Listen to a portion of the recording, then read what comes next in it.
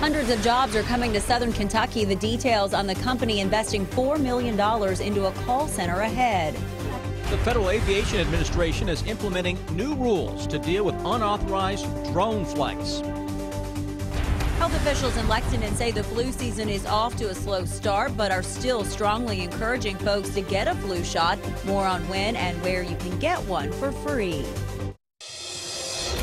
Tracking, alerting, protecting. This is WKYT News at 4:30. Good afternoon. Hundreds of new jobs headed to southern Kentucky. A new call center is coming to Pulaski County that handles customers from multiple companies. Victor Puente has more on EOS USA that has invested nearly $4 million into the project. It's our top story. This new facility brings 200 jobs. It's a call center that handles customers from T-Mobile and Kentucky American Water. EOS USA invested around $4 million into the project. The company is a subsidiary of German-based EOS Group. They operate 50 companies in 26 countries, have more than 8,500 employees. The 20,000 square foot facility is considered a flagship location for 200 new permanent full-time jobs. According to the governor's office, EOS USA employs more than 1,000 people in North America. When I selected this site, I selected it because I saw a workforce that had great work ethic and seemed to be really driven also in terms of education, and that's exactly the type of population that we're looking to bring into our company. Kentucky Governor Steve Beshear and U.S. Representative Hal Rogers were big proponents of bringing the jobs to the area. They were both at the ribbon cutting earlier today. At the live desk, Victor Puente, WKYT. The state of Kentucky has approved the company for up to $2 million worth of tax incentives.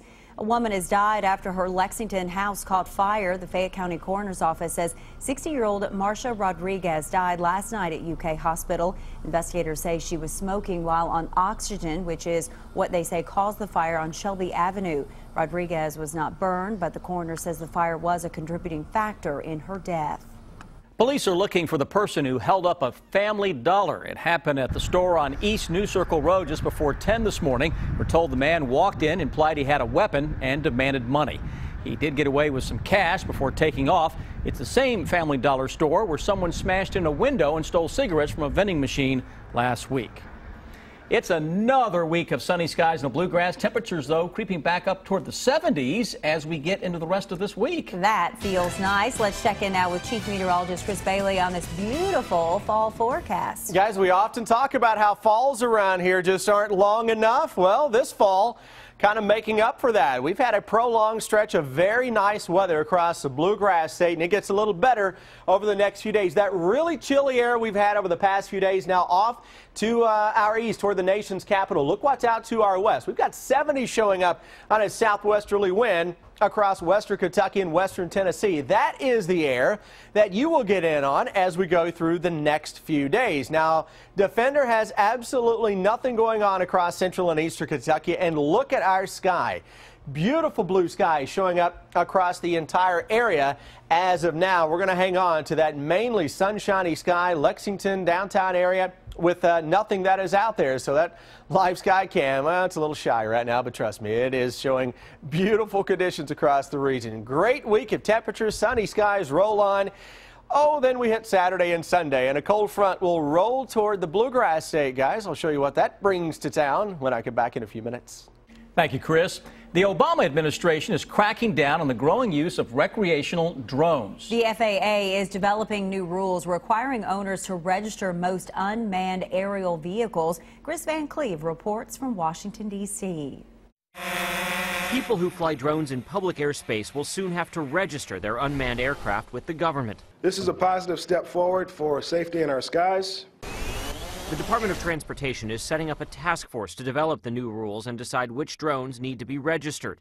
The plan is to have the system in place during the holiday shopping season when tens of thousands of recreational drones are expected to be sold. Pilots are reporting significant increases in drone sightings in the past year.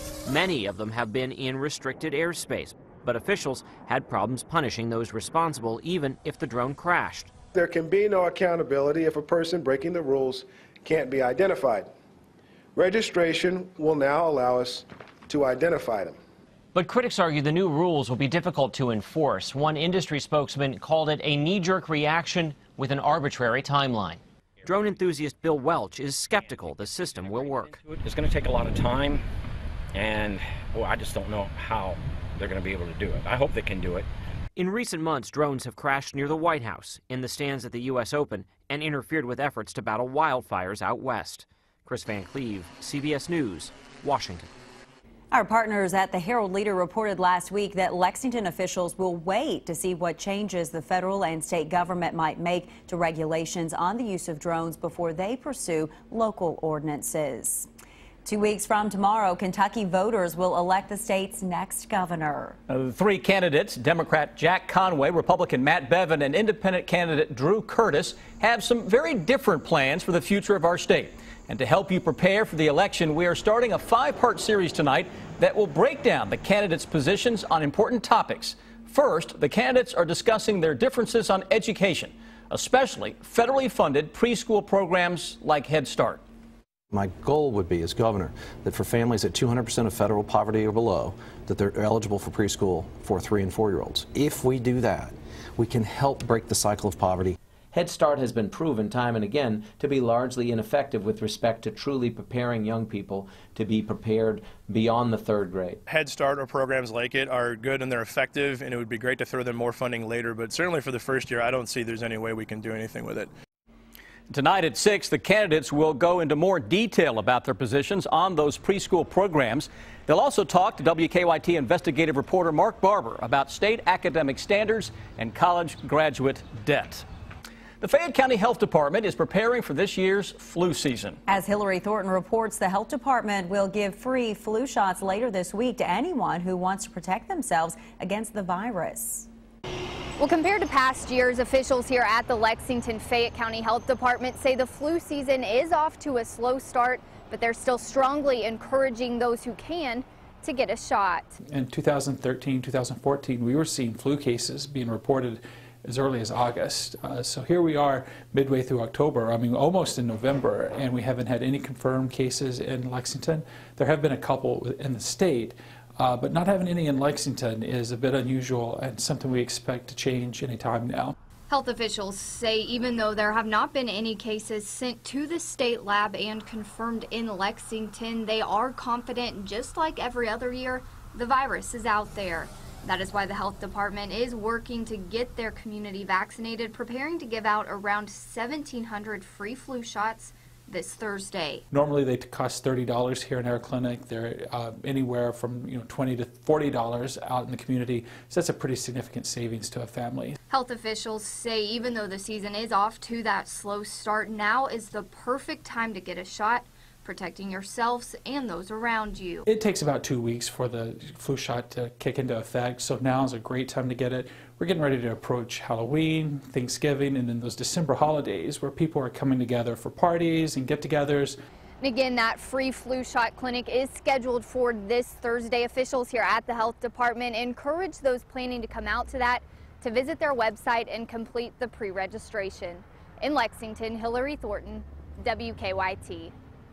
And that clinic will take place Thursday from 4 to 7 at Consolidated Baptist Church on Russell Cave Road. The National Corvette Museum in Bowling Green is being sued by its neighbors. The Warren County Planning Commission and Neighbors Against the Motorsports Park say the factory, museum, and motorsports park are too loud. The plaintiffs want to shut down the track and be compensated. Corvette Museum says it's taking steps to reduce the noise. Neighbors Against the Motorsports Park did not want to comment.